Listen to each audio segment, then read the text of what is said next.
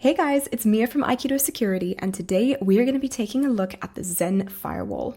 So what exactly is the Zen Firewall? Before we get into the demo itself, I think it's important to clarify that it is not a traditional firewall that acts as a wrapper around your application. It is actually a runtime component that sits at the application layer. In doing this, it is a lot more sensitive and configurable than a traditional firewall. A component like this might commonly be referred to as a RASP, but in this case, we decided that in-app firewall was also an appropriate name. And what we're able to achieve with the Zen Firewall or in-app firewall is the ability to block zero-day vulnerabilities. These being things like SQL injections, NoSQL injections, shell injections, path traversal attacks, the list goes on.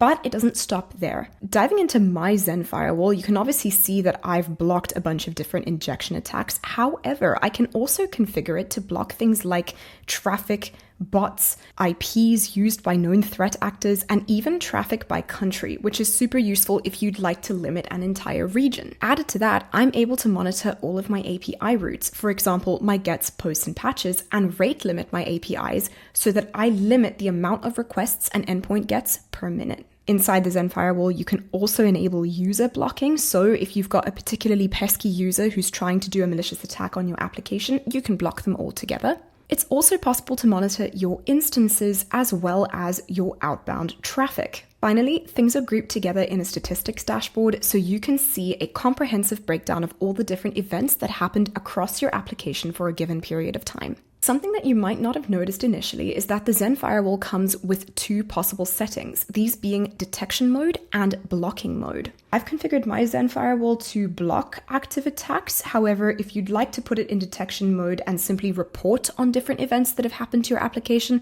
that's perfectly fine too. Last but not least, I want to draw your attention to this little button here, Download Open API Spec, because if you stuck with me for the domains and API security video, you'll know that the Zen Firewall can actually auto-generate a Swagger doc or Open API Spec to help you with your API endpoint security. All you need to do is paste in the public app URL and we'll generate the Swagger doc for you.